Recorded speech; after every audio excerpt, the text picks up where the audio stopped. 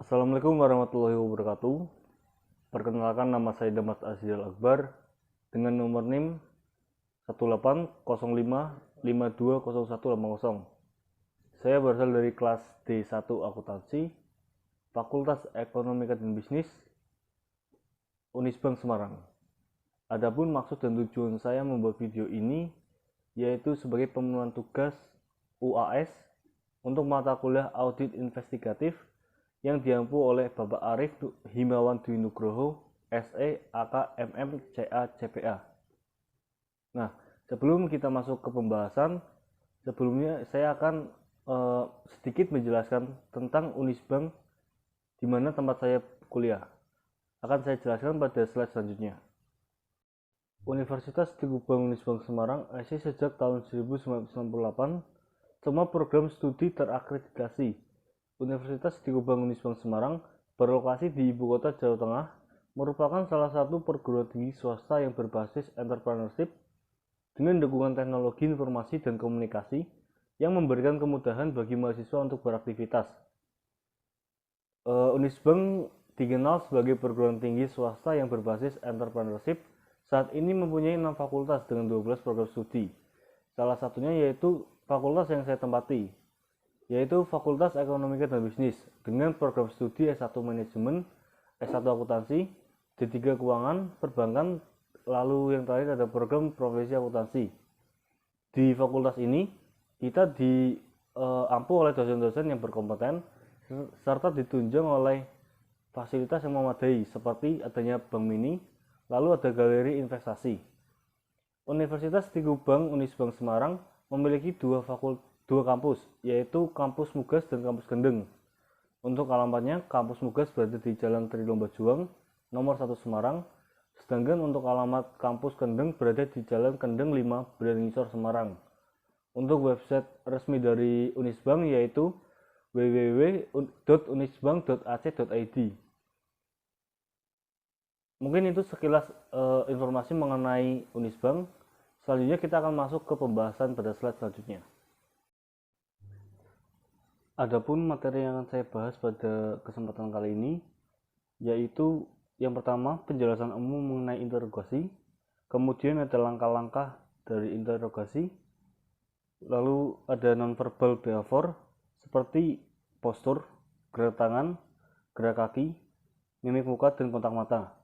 Nah, pada slide selanjutnya saya akan menerangkan mengenai pengertian umum dari interogasi.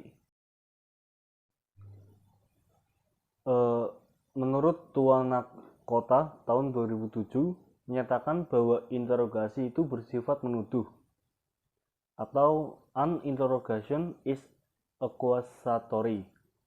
Seseorang yang bersalah tidak akan memberikan keterangan yang bertentangan dengan kepentingan pribadinya secara sukarela, kecuali apabila ia yakin bahwa investigator juga mempunyai keyakinan tentang kesalahannya.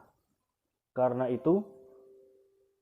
itu juga pernyataan yang bersifat menuduh seperti kata Anang, saya tidak punya keraguan sedikit pun bahwa Anda yang merencanakan tindak pidana korupsi ini, sangat diperlukan untuk memperhatikan atau untuk memperlihatkan keyakinan investigator.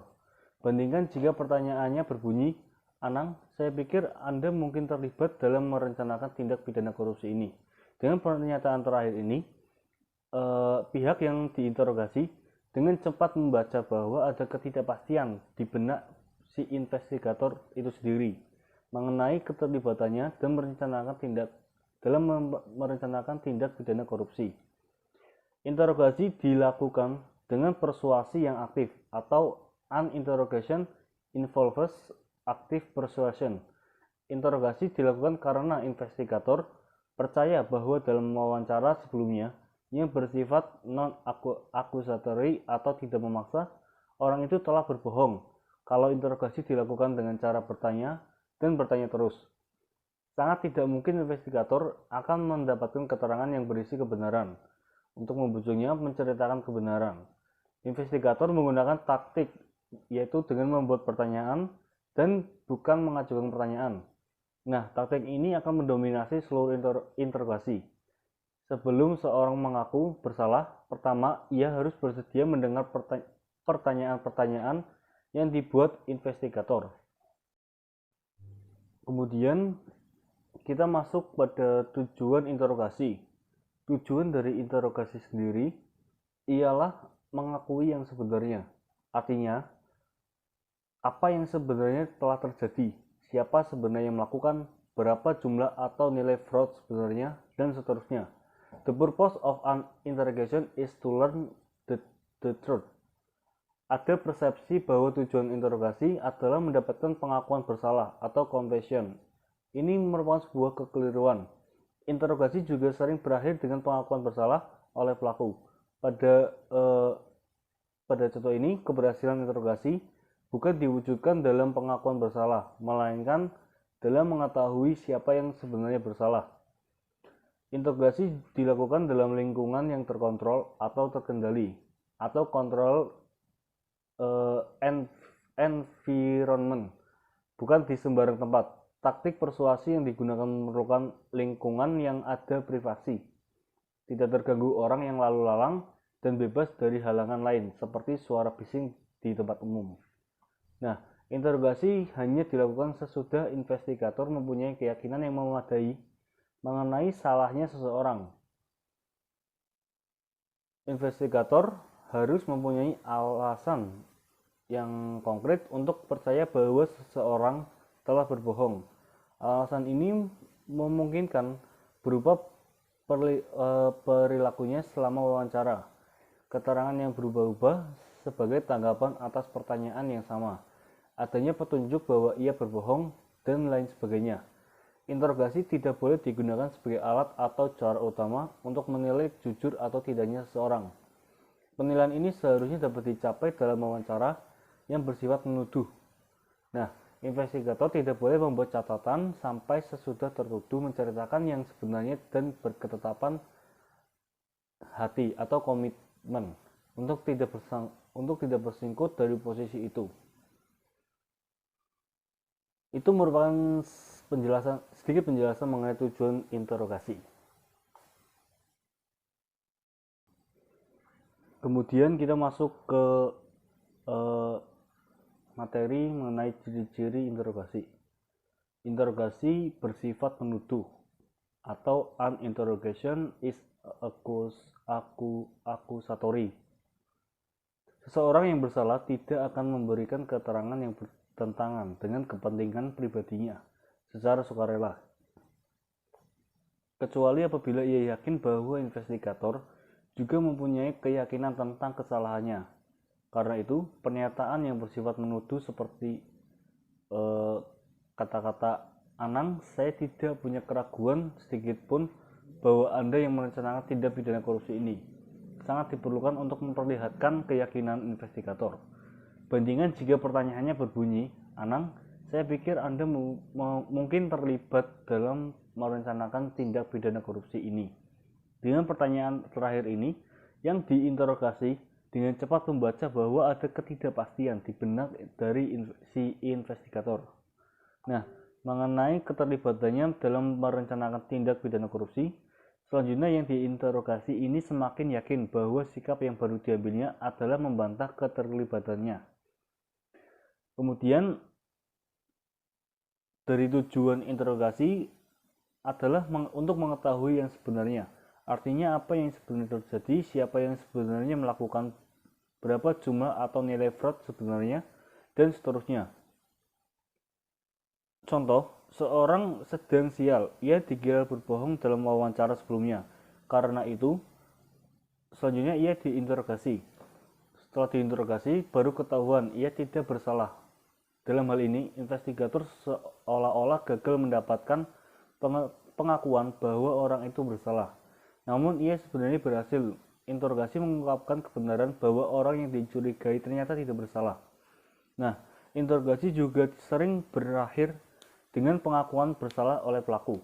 Pada contoh yang saya jelaskan tadi, keberhasilan interogasi bukan diwujudkan dalam pengakuan bersalah, melainkan dalam pengakuan siapa yang sebenarnya benar.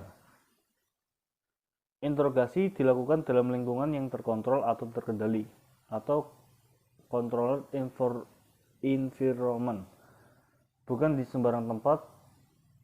Taktik persuasi yang digunakan seperti dijelaskan di atas memerlukan lingkungan yang ada privasi, tidak terganggu oleh orang yang lalu lalang, serta bebas dari halangan lain seperti suara bising di tempat umum. Nah, interogasi yang dilakukan sudah investigator mempunyai keyakinan yang memadai mengenai salahnya seseorang. Investigator harus mempunyai alasan yang untuk mempercayai bahwa seseorang telah berbohong. Alasan ini memungkinkan berupa perilakunya selama wawancara, keterangan yang berubah-ubah sebagai tanggapan atas pertanyaan yang sama, adanya petunjuk bahwa ia berbohong, dan lain-lain. Interogasi tidak boleh digunakan sebagai alat atau cara utama untuk menilai kejujuran atau tidak kejujuran seseorang. Penilaian ini seharusnya dapat dicapai dalam wawancara yang bersifat tidak menuduh. Yang ciri-ciri yang terakhir yaitu investigator tidak boleh membuat catatan sampai sesudah tertuduh menceritakan yang sebenarnya, dan berketetapan hati atau komitmen untuk tidak beringsut dari posisi itu, membuat catatan terlalu dini dan mengingatkan tertuduh bahwa keterangannya akan merugikan dirinya. Bahkan para pakar menyarankan bahwa bukan saja catatan dibuat sesudah tertuduh sepenuhnya mengakui apa yang sebenarnya terjadi, pengakuan itu juga harus disaksikan investigator lain. Barulah setelah ada pengakuan yang disaksikan investigator lain, investigator mendokumentasikan pengakuan tersebut dan segala perincian dari pengakuannya. Kemudian kita masuk ke materi behavior symptom analysis atau BSA dan saluran komunikasi. Secara harfiah, behavior symptom ini dapat diterjemahkan sebagai analisis gejala perilaku. Para dokter, psikolog, dan psikiater mengakui pentingnya mengevaluasi perilaku pasien atau klien mereka untuk membantu mendiagnosis penyakit. Nah, ada beberapa tingkatan atau level komunikasi. Makna sebenarnya dari ucapan-ucapan seseorang diperkuat, amplified, atau diubah, modified oleh berbagai saluran tadi. Nah, seperti kegagapan atau speech hesitancy, sikap tubuh, body posture, gerak tangan atau hand gesture, mimik wajah, facial expression, atau nada suara, tone of voice. Pengetahuan membaca atau menganalisis gejala-gejala perilaku ini dimanfaatkan oleh John Reid yang merupakan pionir dalam BSA. Sejak tahun 1942, Reid merekam secara sistematis gejala perilaku dari semua tersangka yang diprediksi atau diperiksa dengan alat untuk mendeteksi kebohongan atau lie detector atau biasa disebut poligraf di laboratorium ilmiah untuk mendeteksi kejahatan dari kepolisian Chicago. Dalam tahun 1990-an, Reid meraih 2 hadiah pemerintah federal untuk meneliti secara khusus perbedaan antara perilaku tersangka yang menceritakan kebenaran dan kebohongan di luar lingkup pemakaian poligraf. Penelitian ini dibiayai oleh National Security Agency sehingga sebagai The NSA Study. Penelitian yang ini menunjukkan adanya 3 tingkat atau saluran yang kita gunakan untuk berkomunikasi. Yang pertama, verbal channel adalah ucapan yang keluar dari mulut seseorang, pilihan kata, dan susunan kata-kata yang digunakan untuk mengirimkan pesan. Yang kedua, ada paralinguistic channel adalah ciri-ciri percakapan atau karakteristik of speech atau speech di luar ucapan. Yang ketiga, non-verbal channel adalah sikap tubuh atau body posture, gerak tangan atau hand gesture, dan mimik wajah, facial expression. Ketiga saluran ini akan dibahas di bawah untuk memudahkan pembahasan pada slide selanjutnya.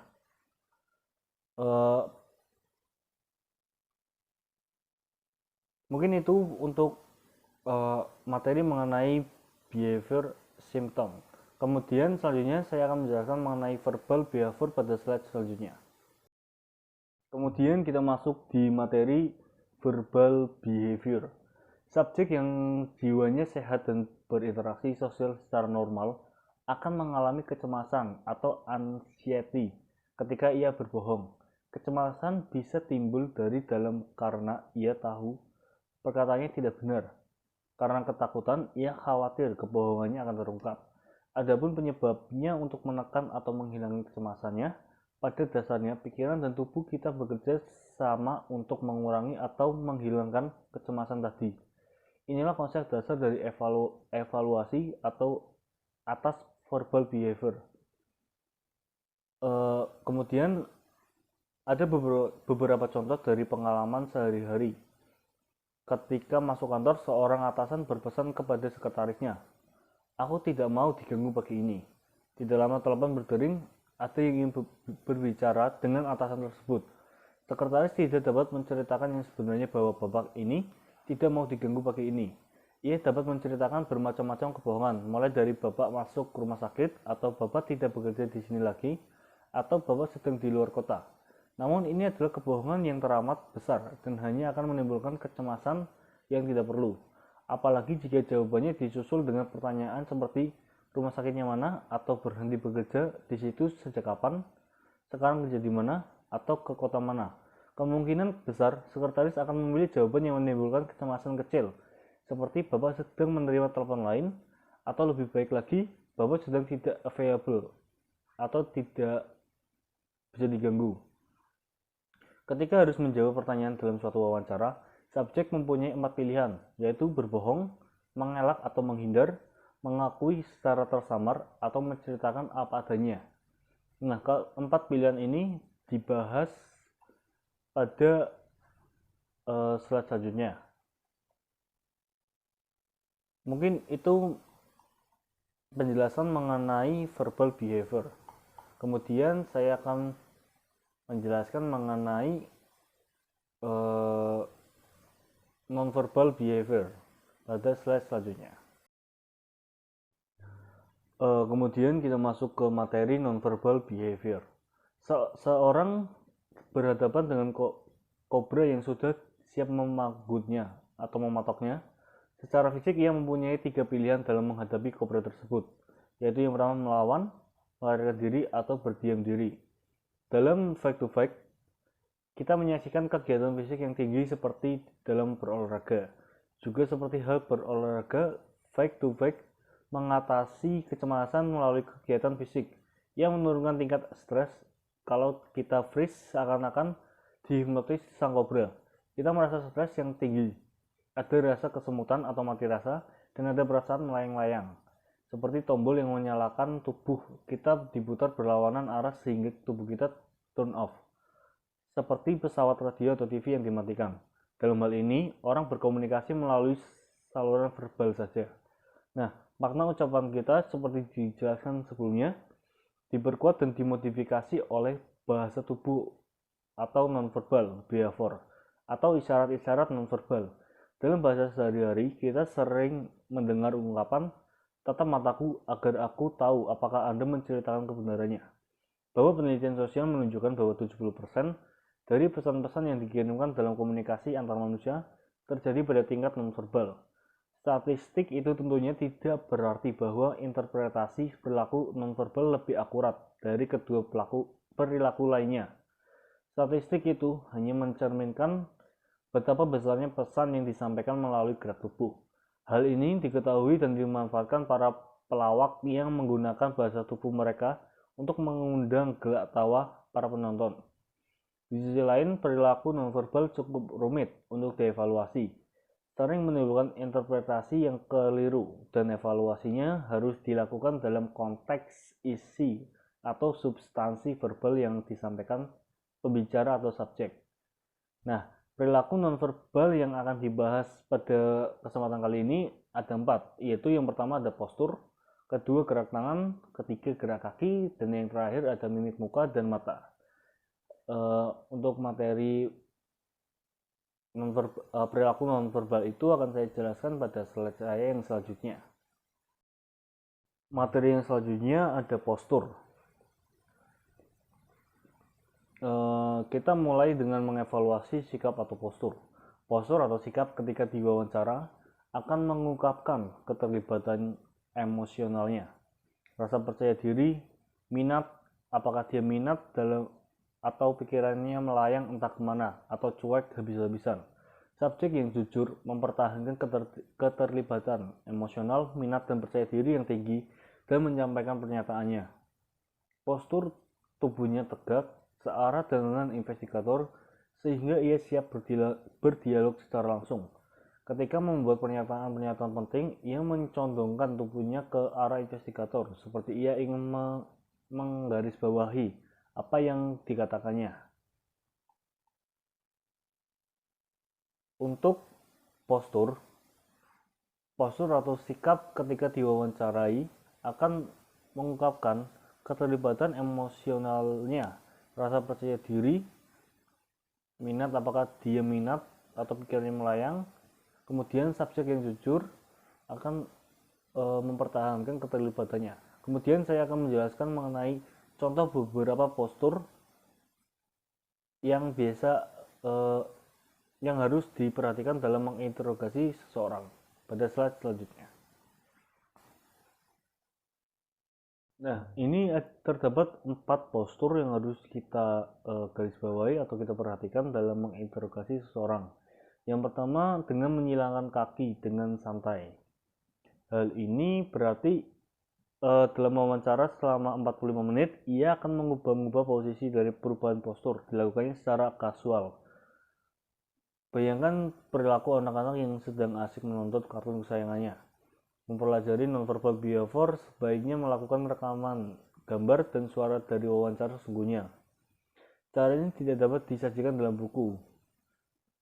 Figur 19-2 sampai 19-4 berupaya menjelaskan perilaku nonverbal dari subjek yang jujur tanpa gerak dan suara.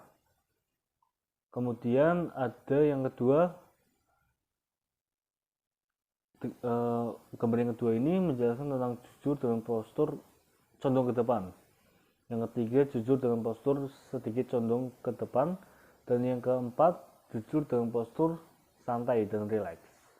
Itu adalah beberapa contoh dari gestur atau postur yang dapat saya jelaskan pada kesempatan kali ini. Kemudian selanjutnya kita akan masuk ke materi gerak tangan pada slide selanjutnya. Selanjutnya, gerak tangan atau gestur. Sebagai tanggapan atas pertanyaan investigator, subjek dapat melakukan 3 jenis gerak tangan. Pertama, subjek tetap tidak melibatkan dirinya, tidak ada gerak tangan sama sekali. Ini merupakan tanda bahwa ia tidak mempunyai percaya diri terhadap jawaban yang sudah atau akan diberikannya, atau ia memandang pertanyaan-pertanyaan itu tidak penting. Kedua tangan menjauh dari tubuh, seperti orang yang berpidato atau guru yang sedang mengajar. Gerak tangan seperti ini disebut perilaku menjelaskan atau illustrating behavior. Ketiga, tangan mengarah pada bagian tubuh. Gerak tangan ini disebut sebagai perilaku menyesuaikan. Ini merupakan gambaran mengenai gerak tangan. Yang pertama, menjelaskan apa adanya. Seorang orang yang diinterogasi saat mengangkat kedua tangannya, maka ia secara tidak langsung akan menjelaskan apa adanya atau jujur. Kemudian instruct atau seakan ingin menyatakan terserah. Tersangka kalau orang yang diinterogasi melakukan hal tersebut, perlu dipertanyakan apakah jawabannya jujur atau dia sedang menyembunyikan sesuatu. Kemudian kita masuk ke gerak kaki. Ketika subjek menyilangkan satu tungkatnya pada yang lain, ia mungkin menghentakkan suatu kakinya ke tanah. Kalau hal ini sering dilakukannya, ini tanda kecemasan. Ini tidak usah berarti bahwa subjek berbohong. Namun perubahan dalam kaki, misalnya dalam hal ini memulai atau mengakhiri gerakan secara mendadak, seiring dengan jawaban atas semua pertanyaannya, bisa merupakan indikasi subjek sedang berbohong. Ini berlangsung 1 atau 2 detik, kemudian ia kembali ke gerak kaki yang normal. Itu merupakan penjelasan mengenai gerak kaki. Gerak kaki juga bisa mengubah postur duduk si subjek dengan menapakkan kaki dan mendorong punggung ke sandaran kursi. Bisa juga disertai kursi berpijak pada dua kaki belakangnya. Ini adalah sikap yang menunjukkan subjek berbohong. Sikap yang dilakukannya sesaat sebelum atau selama menjawab sebuah pertanyaan. Selanjutnya, mimik muka dan kontak mata. Berbagai ekspresi atau mimik muka disebabkan oleh subjek yang khawatir bahwa kebohongannya akan terungkap. Ketidakpastian apakah ia akan berhasil menutup-nutupi kebohongannya, atau mungkin kesadarannya bahwa kebohongannya sudah terungkap sehingga ia siap mengakui kesalahannya. Nah, kenyataan bahwa ekspresi mukanya berubah sebenarnya sudah merupakan indikasi bahwa subjek berbohong. Sebaliknya, tidak adanya perubahan mengindikasikan bahwa subjek itu jujur. Dari semua perubahan mimik atau ekspresi wajah, yang paling sulit dievaluasi adalah kemarahan. Kontak mata antara subjek dan investigator merupakan salah satu perilaku nonverbal yang sangat penting untuk dievaluasi. Dalam budaya barat, kontak mata secara timbal balik menandakan bahwa keterbukaan jujur apa adanya. Subjek yang pembohong tidak berani atau enggan menatap mata investigator. Ia akan menundukkan kepala, melihat lantai, mengalihkan matanya ke samping atau ke langit-langit di ruangan. Subjek berkurang kecemasannya jika tidak memandang investigator. Subjek bahkan menantang investigator seperti menatap lama, atau manusia bermasyarakat mempunyai ukuran tatapan mata atau lama atau sekilas. Subjek yang jujur tidak khawatir memandang investigator, seperti anak-anak manis di taman kanak-kanak ketika menyimak pelajaran dari gurunya. Polos sekali memandang mata gurunya tanpa rasa khawatir, dan mata berseri-seri secara spontan ketika guru mengatakan sesuatu yang menyenangkan. Bandingkan dengan kontak mata siswa SMU yang ketahuan sedang mencontek. Berikut ini mungkin itu penjelasan mengenai mimik muka dan kontak mata. Kemudian kita akan masuk ke pedoman yang harus diperhatikan ketika menilai kontak mata pada slide selanjutnya. Kemudian berikut ini ada 5 pedoman yang harus diperhatikan ketika menilai kontak mata untuk menentukan apakah subjek membohongi atau jujur. Yang pertama, umumnya subjek yang tidak melakukan kontak mata dengan investigatornya sedang merahasiakan sesuatu, namun investigatornya juga perlu mempertimbangkan kerusakan mata. Misalnya, tatapan mata orang yang jereng seolah-olah melihat ke sisi lawan bicaranya, lalu ada rasa rendah diri bawahan ketika berbicara dengan atasan, gangguan emosi, alasan budaya atau agama di mana menatap orang yang harus dihormati adalah hal yang tabu. Yang kedua, untuk alasan apapun, investigator tidak boleh menantang subjek untuk menatap matanya. Tantangan yang sama sekali tidak bermanfaat. Subjek berbohong pun akan menerima tantangan ini. Tantangan ini justru menghapuskan peluang untuk mengamati perilaku nonverbal yang sangat penting. Artinya, seorang investigator mengalir saja saat sedang menginterogasi si tersangka. Kemudian yang ketiga, investigator cukup mengamati kontak mata secara kasual saja sehingga tidak membuka subjek menjadi tidak nyaman. Kontak mata secara kasual yang sesekali, namun di beberapa daerah di Indonesia sebelah timur, itulah bahasa tubuh yang menunjukkan subjek menghormati orang yang mengajaknya berbicara.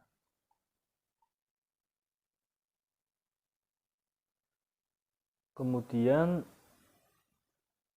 subjek tidak boleh diperkenankan memakai kacamata hitam, kecuali jika ia mempunyai hal yang mengharuskannya memakai kacamata hitam di dalam ruangan. Kayak contoh seperti tersangka terkena penyakit mata seperti belek, itu kan menular. Jadi si tersangka harus harus memakai kacamata hitam agar tidak menularkan penyakitnya. Kemudian selaku investigator, jangan mengharapkan subjek terus menatapnya. Ini tidak wajar, kecuali jika ia seorang wanita cantik atau pria tampan yang mempunyai daya tarik luar biasa bagi subjeknya. Artinya, kita tidak boleh mengharuskan si tersangka menatap mata kita, karena itu akan mengundang kesempatan bagi si tersangka untuk berbicara berbohong atau tidak jujur. Kemudian kita akan masuk ke langkah-langkah interogasi pada slide selanjutnya. Selanjutnya kita masuk ke materi yang terakhir, yaitu langkah-langkah interogasi. Yang pertama ada direct positive confrontation. Pada awal interogasi, tersangka mengamati investigator. Secara seksama, ia menilai apakah investigator yakin bahwa ia bersalah. Jika ia mendapatkan kesan sekecil apapun bahwa investigator tidak yakin akan kesalahannya, ia tidak akan mengakui tanpa keraguan apapun. Investigator akan menembakkan sangkaannya secara langsung. Investigator mengkonfrontasi tersangka secara tegas, sebaiknya dalam posisi berdiri. Misalnya dengan pembukaan investigasi, kami menunjukkan bahwa Anda lah yang melakukan bla bla bla bla. Lanjutkan dengan kalimat yang singkat, langsung dan tegas. Kemudian saat investigator berkata saya ingin duduk bersama Anda untuk menyelesaikan masalah ini, investigator berhenti sejenak, menempatkan folder dan berkas lebih jauh dari tersangka, yang akan menarik kursinya sekitar 1 meter dari kursi tersangka dan duduk. Kegiatan investigator ini akan menciptakan suatu keheningan yang disengaja yang disebut behavior pause. Tujuan jeda perilaku ini adalah mengevaluasi tanggapan verbal dan nonverbal si tersangka. Tanggapan verbal dan nonverbal dalam jeda perilaku ini memberi yang pertama petunjuk kepada investigator apakah tersangka bersalah atau tidak.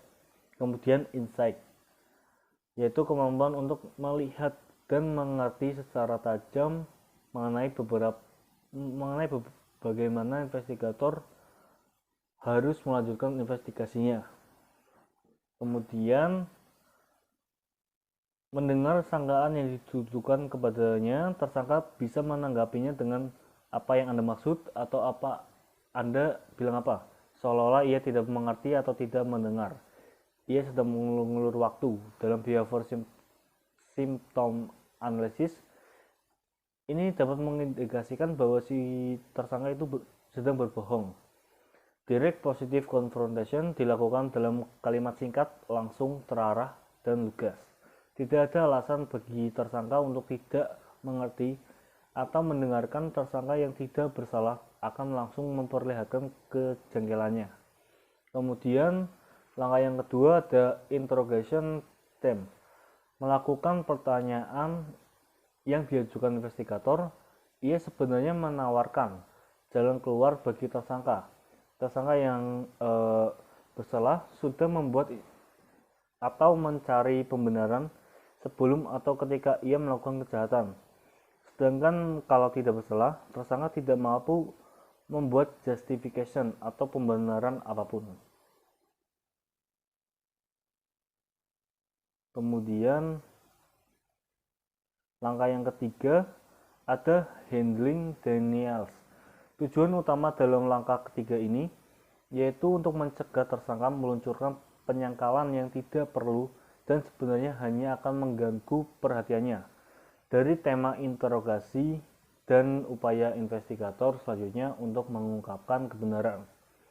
Nah, investigator sudah bisa mengantisipasi tersangka akan menyangkal setelah mendengarkan direct positive confrontation. Dia sudah mendengar hal semacam itu entah dari pengacaranya atau temanya. Kemudian yang keempat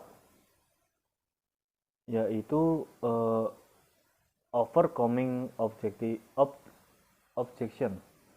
Dalam langkah ini, investigator berupaya mengatasi benteng pertahanan kedua dari si tersangka. Pertahanan pertama ialah penyangkalan, yang kedua adalah keberatan. Denial atau penyangkalan adalah strategi pertahanan yang alamiah dan digunakan oleh seseorang yang bersalah dan tidak bersalah. Sementara itu, objection atau keberatan adalah strategi menyerang di mana sering digunakan oleh tersangka yang bersalah. Kemudian kita masuk pada langkah yang kelima, yaitu keeping the suspect attention.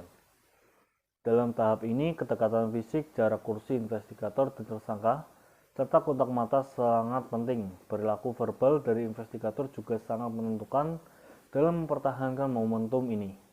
Kedekatan secara fisik akan mendekatkan tersangka secara psikologis kepada investigatornya. Lalu kita masuk ke langkah yang keenam, ada handling the suspect passive mood. Pada tahap ini, investigator mulai mengarah pada suatu pokok tertentu dari tema yang dikembangkan. Untuk itu, ia menunjukkan empatinya terhadap tersangka dengan sikap siap membantu. Ketika mengembangkan tema yang sudah dimulai dalam tahap-tahap sebelumnya, ia berusaha menemukan motif.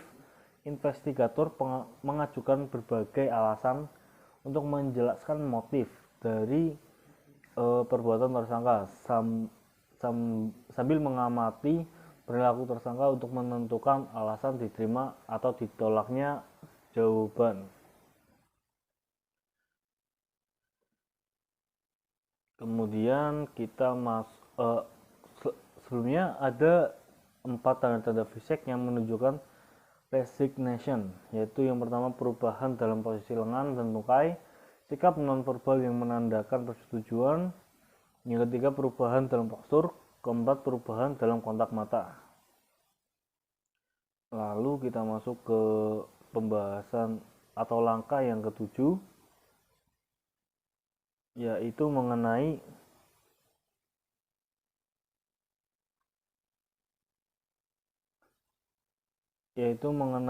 pertanyaan pada langkah ketujuh, merupakan puncak atau kulminasi dari pengembangan tema interogasi seseorang yang tidak bersalah. Jangan diharapkan akan memberi pengakuan sekedar karena investigator mengajukan pertanyaan pilihan. Tersangka mengaku karena keinginannya untuk mengaku. Apapun alasannya, tersangka yang tidak bersalah akan menolak pilihan apapun dalam pernyataan pilihan. Kemudian langkah yang ke-8 ada bringing the suspect into the conversation. Dalam langkah ini, tersangka diarahkan untuk menceritakan perincian dan perbuatannya yang pada akhirnya akan dirumuskan menjadi pengakuan yang bisa diterima sebagai bukti oknum atau bukti hukum. Perincian ini bisa berupa keterangan di mana uang disembunyikan, keterangan mengenai rekening bank, siapa saja yang terlibat dalam kejahatan. Kemudian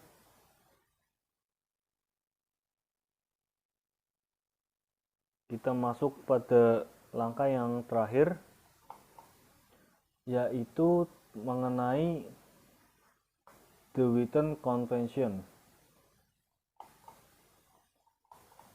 The written convention